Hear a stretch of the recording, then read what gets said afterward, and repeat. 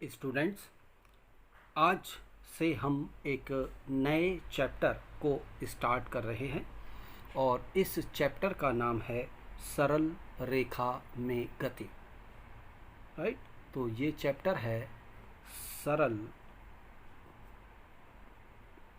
रेखा में गति। रेखा में गति यानी कि motion in a straight line. अब स्टूडेंट, इस सरल रेखा में गति का अध्ययन करने से पहले हम, क्योंकि जब हम वस्तुओं की गति का अध्ययन कर रहे हैं तो ये वस्तुओं की गति का अध्ययन भौतिक विज्ञान की एक शाखा है जिसको हम कहते हैं यांत्रिकी। उसके अंतर्गत ये सभी चीज़ें आती हैं। वस्तुओं की गति का हम वहाँ पर अध्ययन करते हैं। तो सबसे पहले हम ये जानते हैं कि यांत्रिकी क्या होती है। सबसे पहला पार्ट जो हमारा यहाँ पर होगा वो है अध्ययन करना यांत्रिकी का, कि यांत्रिकी जो है वो क्या चीज़ है, हम इसके अंतर्गत किस चीज़ का अध्ययन करते हैं। तो पहले हम इस यांत्रिकी के बारे में जान लेते हैं। राइट स्टूडेंट्स, तो यांत्रिकी क्या है? राइट, तो यांत्रिकी जो है स्टूडेंट्स, ये आपका भौतिक विज्ञान की एक शाखा है। राइट, ये जो यांत्रिकी है, यांत्रिकी भौतिक विज्ञान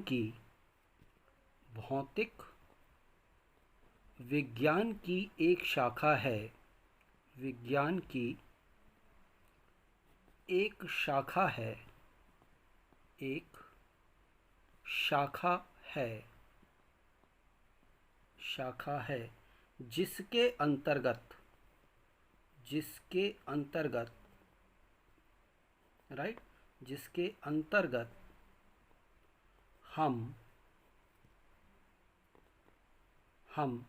किसी भी वस्तु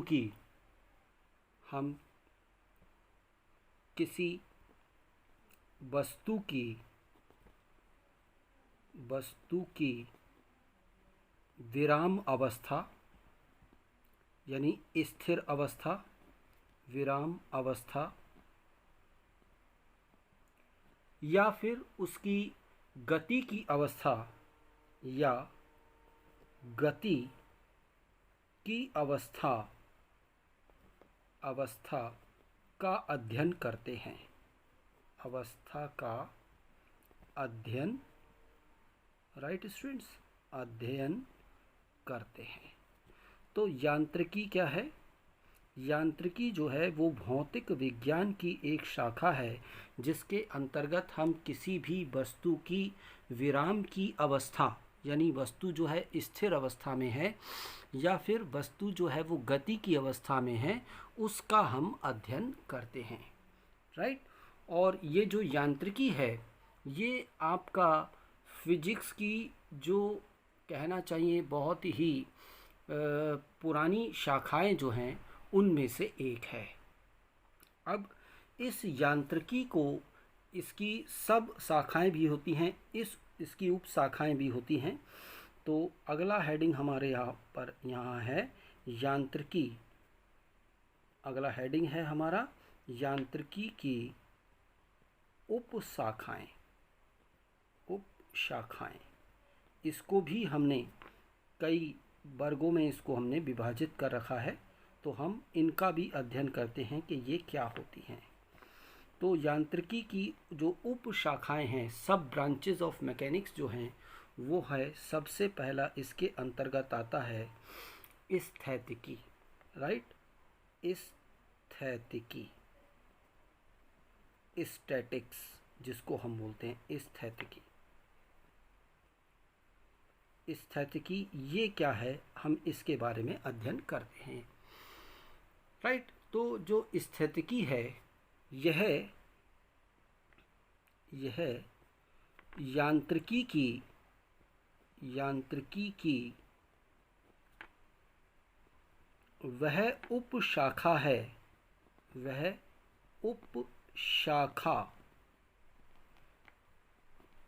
है जिसके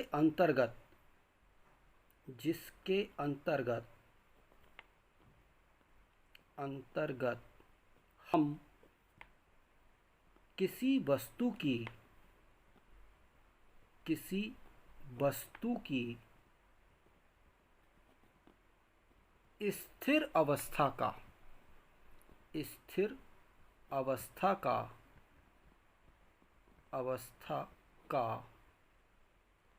अध्ययन करते हैं।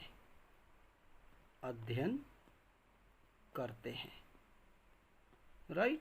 तो मतलब अगर कोई वस्तु जो है वो स्थिर अवस्था में है, केवल स्थिर अवस्था में है, तो उस वस्तु का जो हम अध्ययन करते हैं वो क्या है आपका, इस स्थितिकी के अंतर्गत हम जो है वो करते हैं।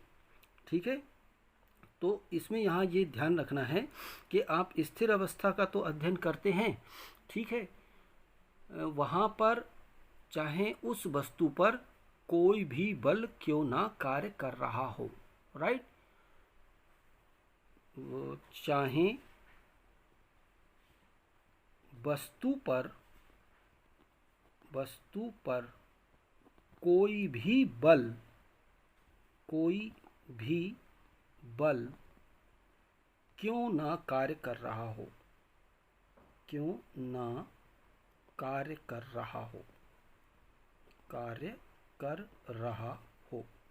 ठीक है, उस पर कोई भी बल कार्य कर रहा हो, लेकिन वस्तु स्थिर अवस्था में है, तो हम उसका अध्ययन इस यांत्रिकी की उपशाखा स्थैतिकी के अंतर्गत करते हैं। Right student. तो यहाँ पर जो है इस चीज़ को समझना बहुत ज़रूरी है। अब हम यहाँ पर इसकी दूसरी उपशाखा के बारे में अध्ययन करते हैं, और ये जो आपके पास में दूसरी उपशाखा जो है वो है शुद्ध गतिकी। ठीक है। ये भी जो है आपके पास में, इसको हम कह सकते हैं कि यह है यांत्रिकी की वह उपशाखा है,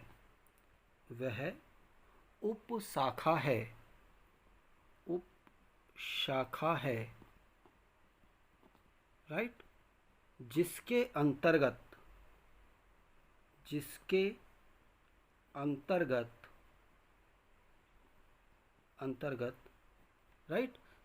अंतर्गत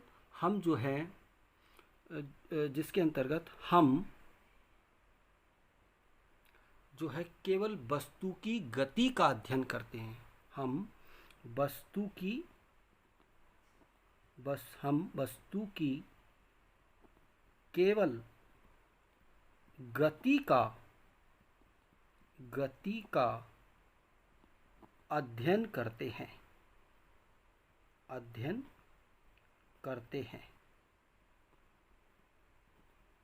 राइट।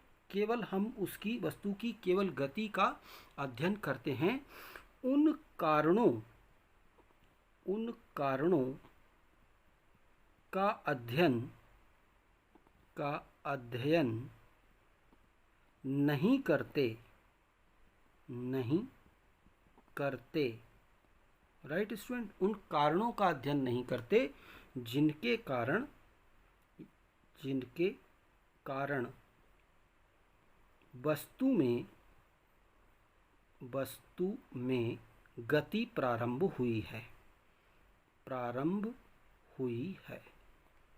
Right student. तो अब आप यहाँ पर समझ गए होंगे कि जो शुद्ध गतिकी है, यहाँ केवल हम गति का ही अध्ययन करते हैं और उन कारणों का बिल्कुल भी अध्ययन नहीं करते जिनके कारण जो है उस वस्तु के अंदर गति प्रारंभ हुई है।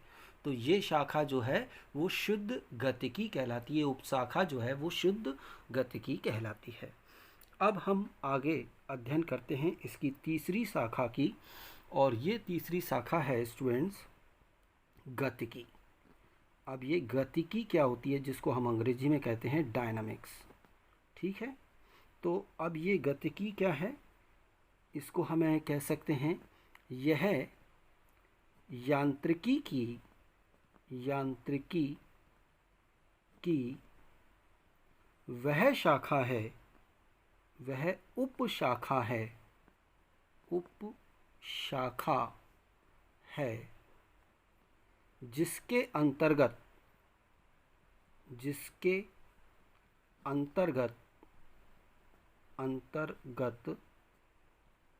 राइट, जिसके अंतर्गत हम वस्तु की गति के साथ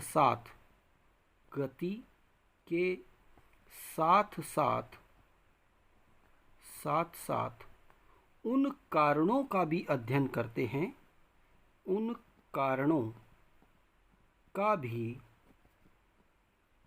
भी अध्ययन करते हैं जिनके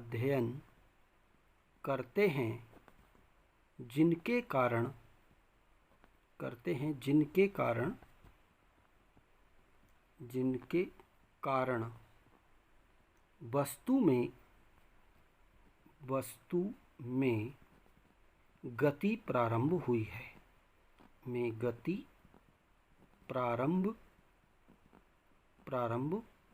है, या होती है। राइट, तो ये जो है आपके पास में, इसको, ये जो ब्रांच है इसको हम कहते हैं गतिकी। तो गतिकी आपके पास में यांत्रिकी की वह उपशाखा है जिसके अंतर्गत हम वस्तु की गति के साथ साथ उन कारणों का भी अध्ययन करते हैं जिनके कारण वस्तु में गति प्रारंभ हुई है। राइट स्टूडेंट, तो यहाँ पर हमें इस चीज़ को समझना बहुत ज़रूरी है। शुद्ध गतिकी में जैसे आप समझ सकते हैं कि विभिन्न प्रकार की जो वस्तुएं हैं वो एक स्थान से दूसरे स्थान पर जाती हैं या फिर अपने ही स्थान पर जो है वो गति करती रहती हैं। उदाहरण के लिए जैसे आप जानते हैं साइकिल पर जाता हुआ सवार, राइट, सड़क पर दौड़ती हुई कार, समुद्र में गतिमान जलयान, आकाश में उड़ता हुआ वायुयान या पक्षी, दोलन करता हुआ घड़ी का पेंडुलम आदि समस्त वस्तुएं जो हैं वो गतिमान अवस्था में होती हैं।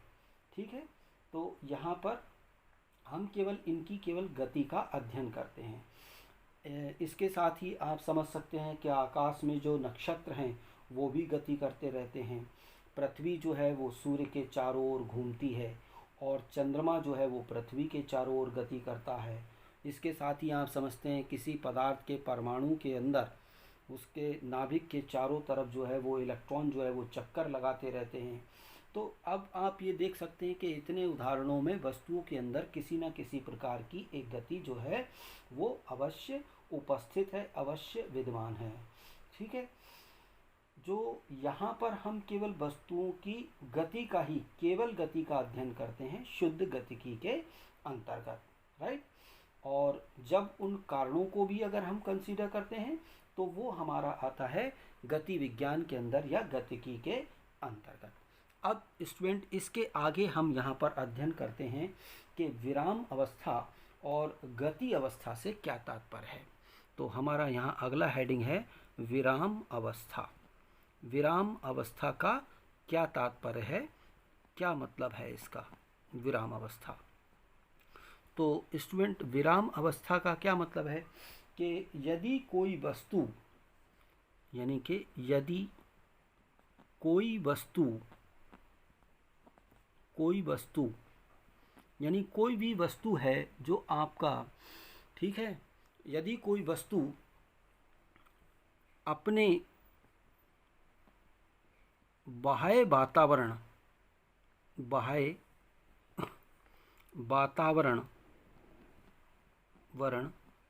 के सापेक्ष समय के साथ अपनी स्थिति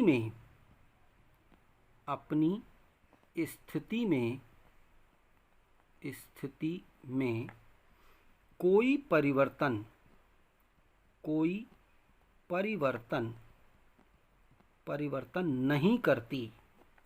नहीं करती, तब वह वस्तु विराम अवस्था में कहलाती है, कहलाती है। आप सीधे सीधे इसको समझ सकते हैं कि यदि कोई वस्तु जो है वो समय के साथ अपनी स्थिति में परिवर्तन नहीं करती तो वह वस्तु जो है वो विराम की अवस्था में कहलाती है। राइट, इसको आप समझ सकते हैं, जैसे आप इसको ऐसे समझ लें, जैसे मेज पर रखी पुस्तक, मेज पर रखी पुस्तक। तो ये जो पुस्तक है वो क्या है, विराम की अवस्था में है, ये समय के साथ अपनी स्थिति में परिवर्तन नहीं कर रही है। अगला है गति की अवस्था।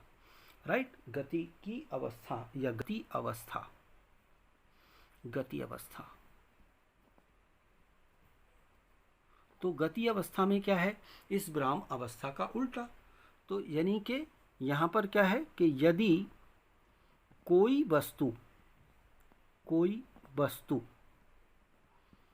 अपने बाह्य वातावरण, अपने बाह्य वातावरण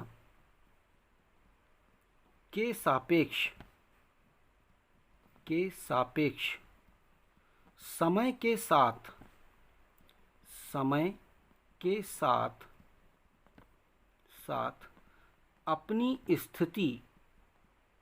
अपनी स्थिति में परिवर्तन करती है। यहाँ पर क्या होगा, परिवर्तन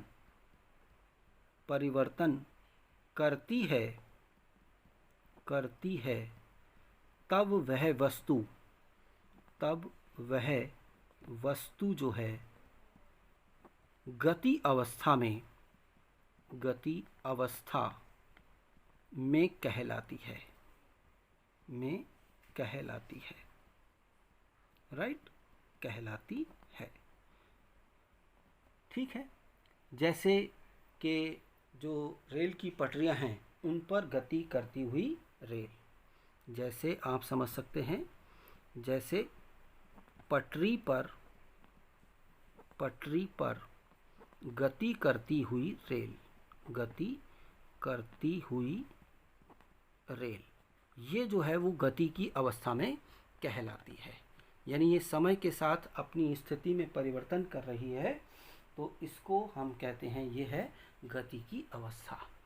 ठीक है, अब स्टूडेंट यहाँ पर एक चीज़ ध्यान दीजिएगा कि जो आपके पास में विराम अवस्था है, विराम अवस्था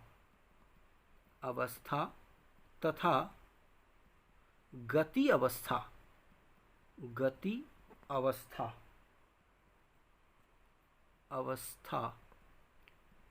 शब्द जो हैं, शब्द सापेक्षिक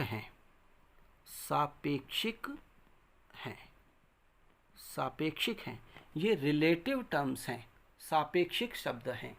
राइट, मतलब हम ये नहीं कह सकते कि कोई भी वस्तु जो है वो पूर्ण रूप से गति की अवस्था में है या विराम की अवस्था में है। यहाँ पर ये सापेक्षिक शब्द का ये मतलब हुआ कि यहाँ पर वस्तु की अवस्था का निर्धारण हम दूसरी वस्तुओं के आधार पर कर रहे हैं। उदाहरण के लिए जैसे आप इसको इस तरीके से समझिए कि एक रेलगाड़ी के अंदर कुछ यात्री बैठे हुए हैं और रेलगाड़ी जो है वो आपका गतिमान है। तो रेलगाड़ी में जितने भी यात्री बैठे हैं वो एक दूसरे के सापेक्ष विराम की अवस्था में हैं, और रेलगाड़ी के अंदर जो प्रत्येक यात्री है वो रेलगाड़ी के बाहर, ठीक है, अगर कोई व्यक्ति खड़ा हुआ है तो उसके सापेक्ष ये गति की अवस्था में है। तो एक ही समय पर व्यक्ति जो है यहाँ दिखाई दे रहा है कि भाई वो विराम की अवस्था में है, और दूसरे के सापेक्ष वो दिखाई दे रहा है गति की अवस्था में है।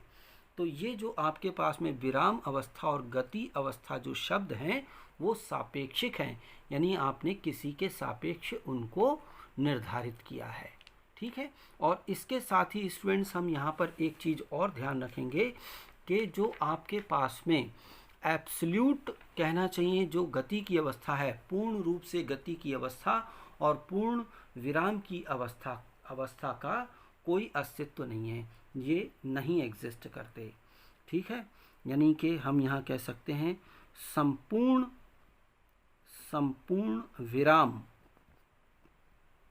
विराम अवस्था तथा संपूर्ण गति अवस्था संभव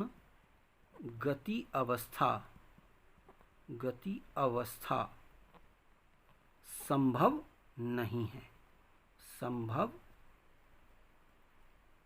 है, नहीं है। ये इस चीज को हमें यहाँ पर ध्यान में रखना है। राइट स्टूडेंट्स, अब इसके बाद स्टूडेंट हम यहाँ पर एक पॉइंट और है उसका हम अध्ययन करते हैं, और ये पॉइंट है स्टूडेंट, इसको हम कहते हैं बिंदु वस्तु। क्या कहते हैं स्टूडेंट्स? बिंदु वस्तु। ठीक है, बिंदु वस्तु।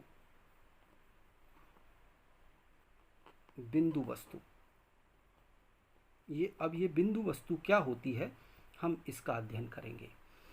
तो अगर आपके पास में यदि किसी वस्तु की स्थिति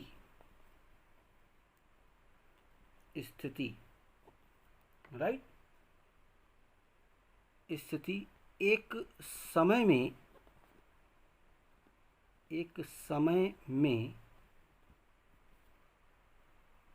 में उसके आकार की अपेक्षा अधिक दूरी से परिवर्तित होती है, राइट, परिवर्तित होती है, तब वह वस्तु बिंदु वस्तु कहलाती है। उसको हम कहते हैं बिंदु वस्तु।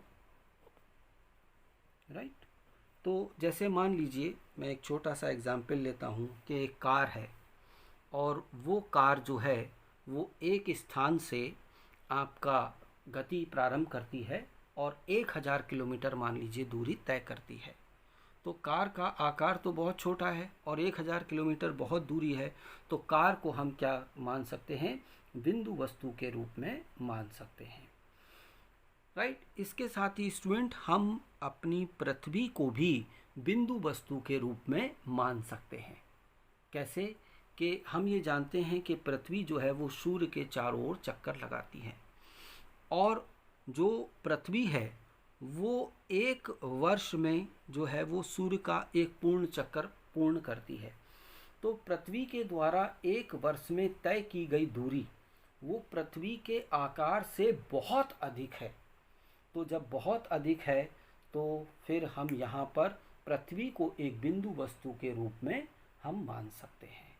राइट स्टूडेंट, तो इसको आप यहाँ पर ध्यान रखिएगा। ठीक है, अब हम वस्तुओं की गति का अध्ययन करते हैं कि जो वस्तुओं के अंदर गति है वो क्या है। तो हम यहाँ पर अध्ययन करते हैं कि एक विमीय गति, द्विविमीय गति और त्रिविमीय गति।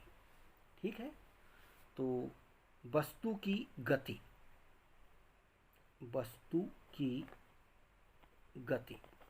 इसका अब हम यहाँ पर अध्ययन करते हैं।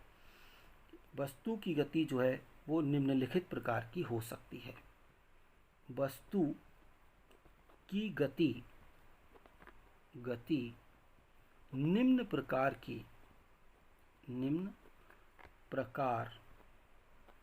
की हो सकती है। कौन कौन सी हैं, अब हम इनका अध्ययन करते हैं। हो सकती है, जैसे पहला है जिसको हम कहते हैं एक विमीय गति। ठीक है, दूसरा है द्विविमीय गति। द्विविमीय गति। और तीसरा है जिसको हम कहते हैं त्रिविमीय गति। त्रिविमीय गति, राइट स्टूडेंट्स। तो अब हम वस्तुओं की गति का अध्ययन जो है इन हेडिंग्स के अंतर्गत करेंगे कि एक विमीय गति क्या होती है, द्विविमीय गति क्या होती है और त्रिविमीय गति क्या होती है। तो जैसा कि यहाँ पर इसका नाम है एक विमीय गति जो है, अगर हम ये कहें, जैसे मैं पहला हेडिंग लेता हूँ, ठीक है, एक विमीय गति। एक विमीय गति, राइट, ये क्या होती है। तो एक विमीय गति को स्टूडेंट हम इस तरीके से परिभाषित करते हैं कि यदि गतिशील वस्तु की स्थिति का निर्धारण करने वाले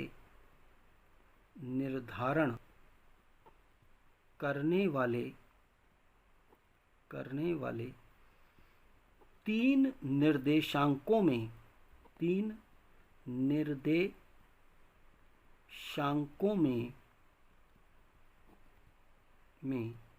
राइट, तीन निर्देशांकों में केवल एक में ही परिवर्तन होता है,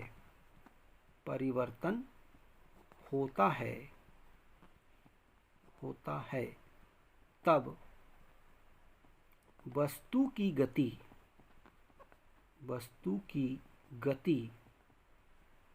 एक विमीय गति कहलाती है। एक विमीय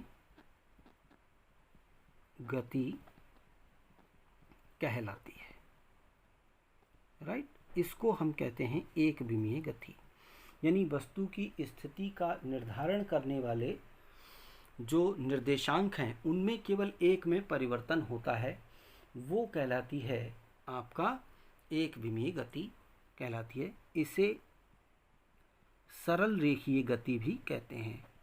सरल रेखीय या सरल रेखा में गति, सरल रेखीय गति भी कहते हैं।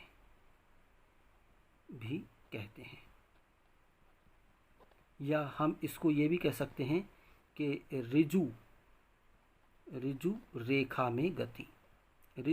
में गति, राइट। तो इसको भी आप ध्यान रखिएगा, सरल रेखा में गति, एक विमीय गति या ऋजु रेखीय गति, ये सब एक ही नाम है, ठीक है स्टूडेंट।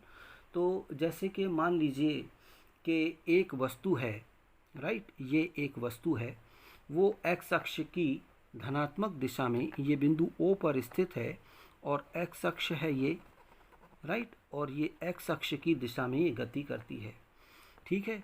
किसी समय पर ये जो है आपके पास में P1 स्थिति में है, तो यहाँ पर इसकी स्थिति है x1 और कुछ समय पश्चात ये यहाँ P2 पर आ जाती है, तो यहाँ इसकी स्थिति है x2, ये स्थिति हो गई x2, राइट। तो ये जो आपके पास में है गति, इसको हम कहते हैं सरल रेखीय गति या एक विमीय गति या ऋजु रेखा में गति, ठीक है। इसके उदाहरण आप समझ सकते हैं कि जो आपका रेल है, ट्रेन है, रेलगाड़ी जो है वो पटरियों पर, रेलगाड़ी की पटरियों पर गति जो है वो सरल रेखा में गति का उदाहरण है। और इसके साथ ही अगर कोई वस्तु जो है वो स्वतंत्रता पूर्वक गिर रही है, नीचे की ओर गिर रही है, तो उसकी गति भी जो है वो क्या कहलाती है, सरल रेखीय गति या एक विमीय गति कहलाती है, राइट स्टूडेंट्स। अब दूसरा यहाँ पर आता है जिसको हम कहते हैं द्विविमीय गति, द्विविमीय गति। अब द्विविमीय गति में स्टूडेंट क्या है, जैसा यहाँ पर आपको मालूम ही है, द्विविमीय गति को आप लिख सकते हो कि यानी कि यदि गतिशील वस्तु की स्थिति का निर्धारण करने वाले तीन निर्देशांकों में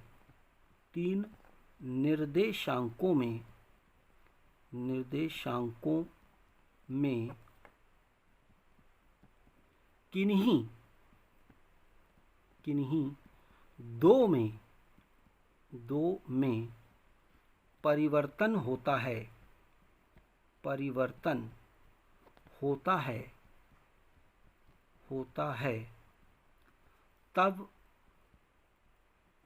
तब वस्तु की गति द्विविमीय गति कहलाती है। द्विविमीय गति कहलाती है। इसको हम कहते हैं द्विविमीय गति। राइट स्टूडेंट्स, ये हमें यहाँ पर ध्यान रखना है। तो इसको आप स्टूडेंट ऐसे समझ सकते हैं, जैसे वृत्तीय पथ पर गति जो होती है वो आपका द्विविमीय गति का उदाहरण है। जैसे आप यहाँ पर इसको समझ सकते हैं कि जैसे ये निर्देशांक हैं, ये x निर्देशांक है और ये y निर्देशांक है और ये मूल बिंदु है। अब यहाँ पर किसी क्षण पर एक वस्तु की स्थिति ये है, तो स्थिति का मतलब ये क्या हुआ स्टूडेंट कि ये तो है x1 निर्देशांक और ये है y1 निर्देशांक। तो अभी वस्तु जो है वो यहाँ पर है, इसके निर्देशांक x1, y1 है। अब ये कुछ समय पश्चात जो है वो गति करते हुए यहाँ पर आ जाती है। ये P1 स्थिति है और ये P2 स्थिति में आ जाती है।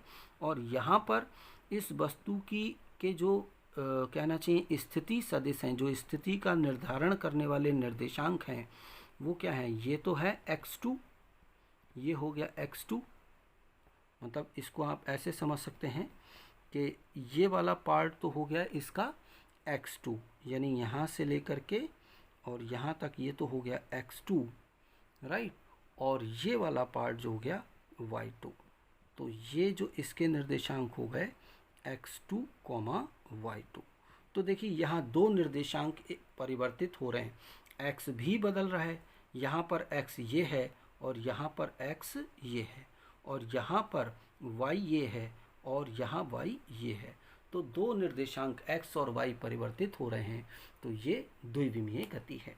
और इसी प्रकार स्टूडेंट हम त्रिविमीय गति को भी कह सकते हैं।